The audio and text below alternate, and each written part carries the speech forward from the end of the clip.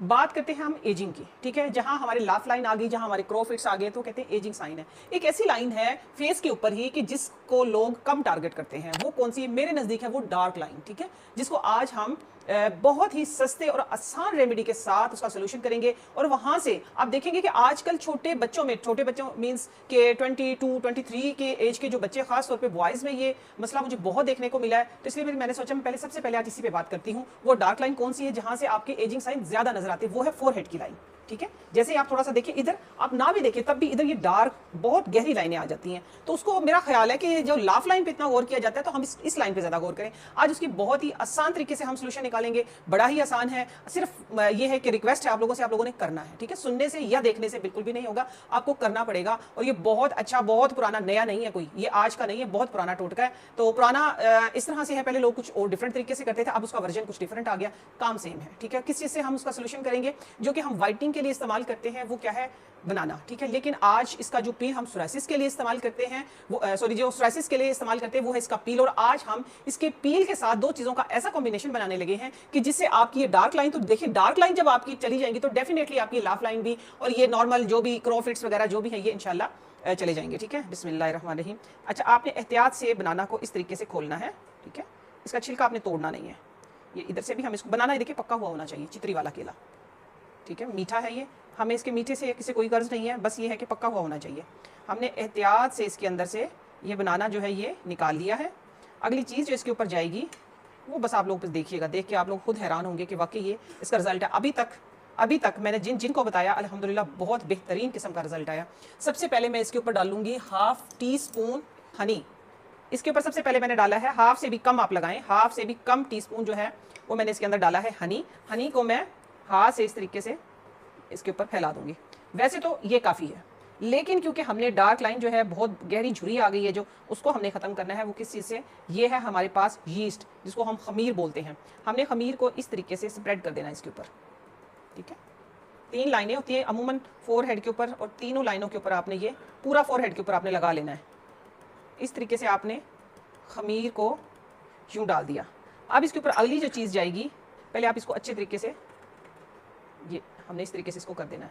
इसके अंदर सारा का सारा मर्च हो गया हनी के अंदर। अब इसके ऊपर हमने डालना है लेमन।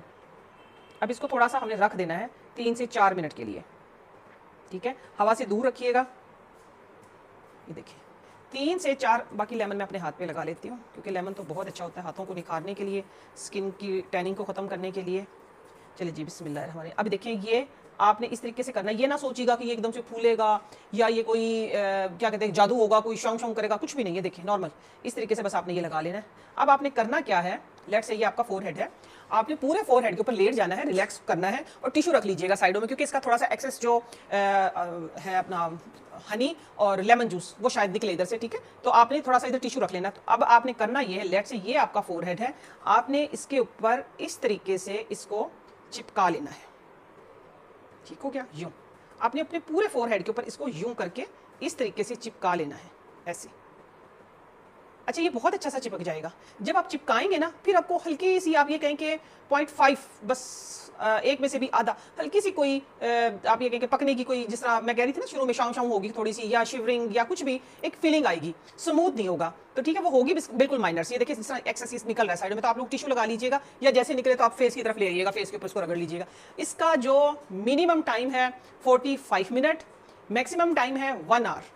और कोशिश करना कि हो सकता है कि ये सारा इसका एक्सेस निकल जाए, तो आप थोड़ा सा सर पे कपड़ा लपेट के रात भर लेट ही जाएं। आप देखेंगे आप इसको हफ्ते में 3 बार करें, 3 से 4 बार, और कंटिन्यू करते रहें। ये नहीं है कि कोई एक हफ्ते में ही आपका फर्क पड़ जाएगा, ठीक है। मैं ये कह रही हूँ कि फर्क पड़ जाएगा। जब फर्क पड़ जाएगा तो आपका खुद ब खुद दिल करेगा कि हम इसको करते रहें। इसको आप कंटिन्यू करते रहें। ये देखना ये चिपक जाएगा, हटेगा भी नहीं। ये देखिए मैं आप लोगों के सामने इस तरीके से कर रही हूँ, ये बिल्कुल भी हटेगा नहीं। बस आपने ये करना, रात को करवट लें तो उतर ना जाए, तो इसलिए आपने हल्का सा कपड़ा लपेट लेना, पट्टी से एक लपेट लें। आप देखेंगे कि इंशाल्लाह विदिन 3 to 4 मंथ आपकी ये वाली जो मसल्स जो बिल्कुल लूज होकर लाइन पड़ना शुरू हो गई है, तो ये इससे इंशाल्लाह रिकवर हो जाएगा। बड़ी बड़ी सर्जरी से बच जाएंगे, बड़े बड़े, क्योंकि देखिए चेहरा आपका खूबसूरत तभी लगता है जब, वैसे तो एज जो है, मेरा कहना यह है कि एज जो है वो ग्रेस लेके आती है। आपकी झुर्रियां आपको बताती है कि आपने इस दुनिया में कितने दिन गुजार लिए हैं और सारे काम आपके सामने में, लेकिन ये झुर्रियां टाइम से पहले आ रही हैं, क्योंकि हमारी डाइट नहीं अच्छी, क्योंकि हमारा लाइफ स्टाइल नहीं अच्छा, क्योंकि हम गुस्से के भी जरा बहुत तेज हो गए हैं, खून की कमी हो गई है। तो ये सारी चीज़ों का आप लोगों ने ख्याल रखना है, और आप देखेंगे कि इंशाल्लाह इस एक फार्मूले से 3 से 4 महीनों के अंदर बोटॉक्स, फिलर,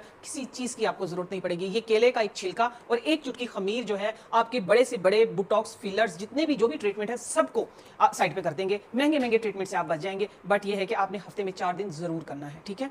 तो ये है, ये नईमा आप ऑफिशियल आप लोगों का अपना प्लेटफॉर्म है। यहाँ आप लोगों को अच्छी अच्छी रेमेडीज, अच्छी अच्छी रिसर्च मिलती रहती है। मैं कोशिश करती हूँ कि मैं आप लोगों को सस्ती से सस्ती और आसान से आसान चीजें बताऊँ, ठीक है। ये जिस तरह मैंने जिक्र किया दरमियान में सोराइसिस का, तो सोराइसिस का मैं आप लोगों को वैसे ज़बानी भी बता दूं, लेकिन फिर भी मैं एक दिन इंशाल्लाह करके भी दिखाऊंगी कि जो चंबल दाद खत्म नहीं होते ना, जो खारिश खत्म नहीं होती है, तो आप उस पर सिंपल केले का छिलका फ्रिज में रखें और खूब रगड़ लिया करें। दिन में 5, 6, 7, 8, 10 बार रगड़ें, इंशाल्लाह खारिश चली जाएगी। अब ये है कि देखिए, ये आप लोगों के सामने मैं कोशिश करूंगी, थोड़ा सा टाइम हुआ ना, मैं इसको रिमूव करूँ। रिमूव करने के बाद सुबह तो जब आप इसको रिमूव करेंगे, वो जो यीस्ट के जो थे ना, क्या कहते हैं, ग्रेन्स थे, वो बिल्कुल मेल्ट हो गए हैं। तो ठीक है, आपने करना यह है कि अगर आपने डे टाइम में लगाना है, तो आपने अगर केले का छिलका 1 घंटे के बाद हटा दिया, तो कोशिश कीजिएगा कि इसको एटलीस्ट ना हटाएं, ठीक है। इसको आपने तकरीबन 1-2 घंटे रखना है, अच्छे तरीके से मसाज करना है। जहां पे लेट से ये लाइनें इस तरीके से आपने अच्छे तरीके से इस तरीके से मसाज करना है। लाइनों के ऊपर इस तरह मसाज नहीं करना, इस तरीके से मसाज करना है। मसाज करने के बाद बस फिर आप इसको रिमूव करें या ओवरनाइट लगा के रखें, तो बस क्या ही बात है। फिर तो आप लोग कहेंगे कि आपका जादू हो गया है। पहली एप्लीकेशन माइनर सा फर्क देगी आपको, माइनर सा, आप समझिएगा कि आपको फर्क लगा है, ठीक है, क्योंकि मसल्स आपके टूट चुके हैं। इधर लाइन आ गई है, श्रिंक हो गया है इधर से बिल्कुल, तो आखिर उसको थोड़ा सा टाइम भी लगेगा, ठीक है। टाइम आपने खराब करते करते आप इतना टाइम लगाते, तो ये ना सोचा करें कि क्विकली हल हो जाए। ऑर्गेनिक में, हर्बल में, मैं ही आप लोगों को क्लियर कर दूं, ऑर्गेनिक में, हर्बल में ये है कि क्विक हल जो होते हैं वो एक आध चीजों के, लेट से आपके पेट में दर्द हो गया, आपने मीठा सोडा ले लिया है, आपके दांत में दर्द हो गया, आपने लौंग रख ली है, इस तरह के होते हैं। लेकिन अगर आप ये कहें कि झुर्रियां रातों रात तो छोड़ो, लोग कहते हैं कि बस फौरन से गायब, ऐसा नहीं होता है। आपने थोड़ा सा सब्र और तहम्मुल से काम लेना है। नेचर में स्टे है, ठीक है, नेचर में खूबसूरती है। नेचर में आप देखिए, जब आप बर्दाश्त करना सीख जाते हैं तो खूबसूरती ऑटोमेटिक आपके अंदर आ जाती है। तो आप लोगों ने ये जरूर अप्लाई करना है और मुझे जरूर इसका फीडबैक देना।